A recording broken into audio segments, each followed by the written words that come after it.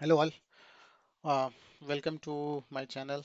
I'm back with another video. As promised in my last video that I will discuss some of the platforms which are there in market that we can use for uh, working with geospatial data, and we will see which one, maybe we'll see the pros and cons of each, and then we can decide on which tool or which platform we should go ahead with. So let's get started. So I have mentioned in the last blog as well, geospatial and data analysis is a new upcoming field which is very much important, like because there is a survey which says almost around 40 to 60% of the data that is present as of now today with large companies or any company as of now does contain geospatial data. So that is an untapped market.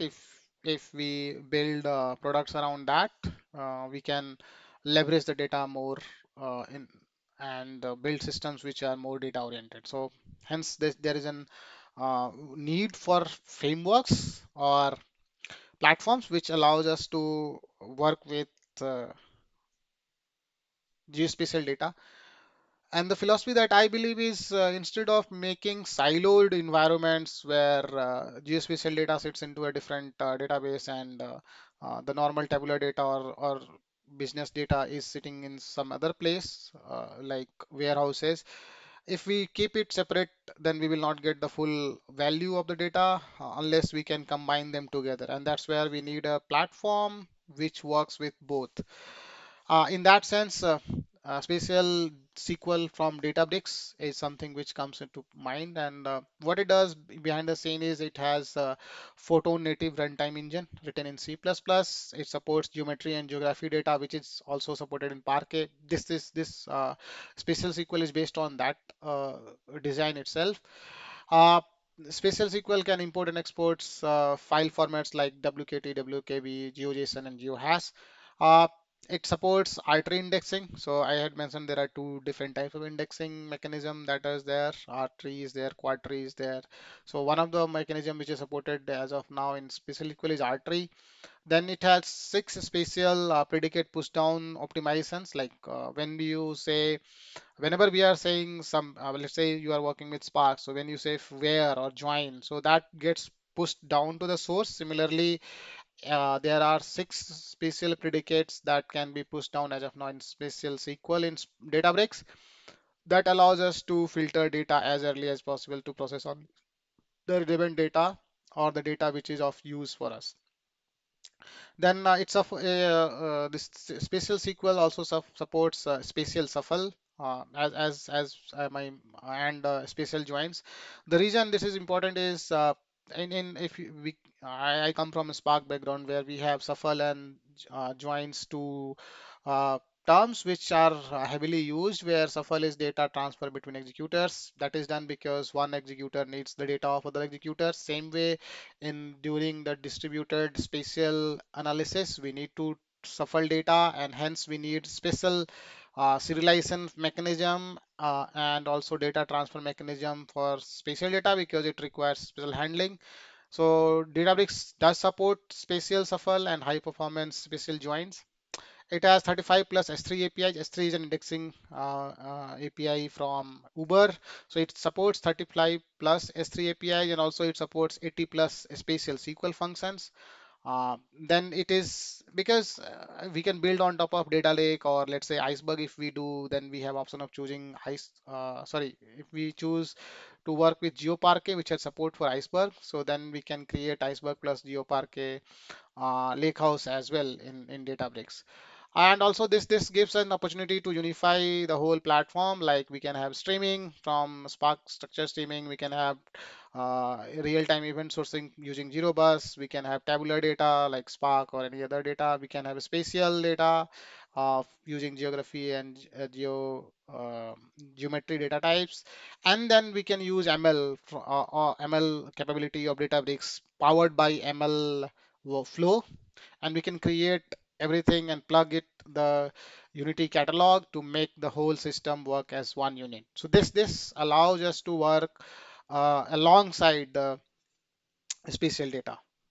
Then we have another platform which is called Wherobots. It is this is a company built by the folks who created uh, Apache Sedona, which is a distributed geospatial engine built on top of Spark. And what they do is they provide a platform where we can interact with the geospatial data using Jupyter notebooks or Python APIs, and then it has a spatial SQL API as well, and it also supports workflow, job services, so things like that. It also supports direct loading of SAFE files, GeoJSON, GeoPark, and Apache Iceberg files. Supports GeoTIFF for raster data. It can distribute the compute over cloud storage, and it follows the separation of compute and storage. It's fully integrated with Lakehouse support with Apache Iceberg. They have their own catalog system called Havasu, which is something similar to how we have Iceberg REST catalog. So something similar is there with Havasu, which is specifically designed for uh, geospatial data. The reason why it is needed is geospatial data has some other mechanisms. Like for example, when we say geography data, so instead of, let's say, if we had a columnar columns, means integer column, then we could have said min, max, standard deviation. These are the values that we'll be storing in the Parquet file so that we can skip certain parts of the file. But same thing, if we have to implement for geospatial file, then those min max will not work out, and hence we need a spatial catalog system that can track these metadata as well. Then we have this also supports. It has a DB called Wherobots DB, which is a spatial DB and which is built using engine called Data Fusion, which is a very good project which a lot of companies are now moving towards. So this platform seems to be slightly focused in the future direction as well. Then we have ESRI's ArcGIS, which is a very mature product. It has been there in the industry since long. It has a support for 2D, 3D, and 4D temporal data.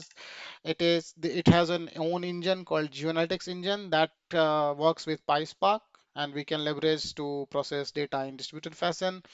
It has rich spatial network and remote sensing and capabilities. It also works with raster, LiDAR, and geostatics data. It has a strong tool sets like a spatial analyst, image analyst, and whatnot. And this has a lot of ready-made data sets as well. As supports It has a good enterprise support. The only downside of this is that this is a managed solution, and prices can be very steep. And also some few of the uh, tools that is used in this platform are single node systems, which does not distribute. So we have to keep switching between distributed and other systems. So this slightly cost and enterprise license is something which is needed. So if we are small company, we might not need S3, where robots will be a good entry point because it has what you call lower uh, learning curve. Then we have Carto. Carto is another. It is not a platform. It's a set of tools which are designed to work with geospatial data. What it does, it leverages the warehouse capability of other platforms. Like we can deploy Carto on Databricks, we can deploy Carto on EMR, we can deploy Carto on Snowflake, and it leverages the underlying warehouses compute capability, but it adds by adding its own spatial functions, clustering support, like dbscan or knn, and it supports all three indexing mechanism like h3, s2, and quad keys. uh, so it is a very it's a no code platform because it gives a builder option. It has a dashboard, it has a workflow system, so we can build geospatial analytics pipeline using drag and drop systems. It has integration with QGIS as well, which is another very good platform, open source, for geo information system. And it has a lot of integrations, like it offers analytics toolbox for BigQuery, Snowflake, Redshift, and Postgres. So that way it has a lot of places where it can be used. But the only thing that downside that I see is it is dependent on some other engine to work. So if we can't use Carto in isolation, we have to use Carto with either Databricks, Carto with Snowflake, BigQuery, or any other engine.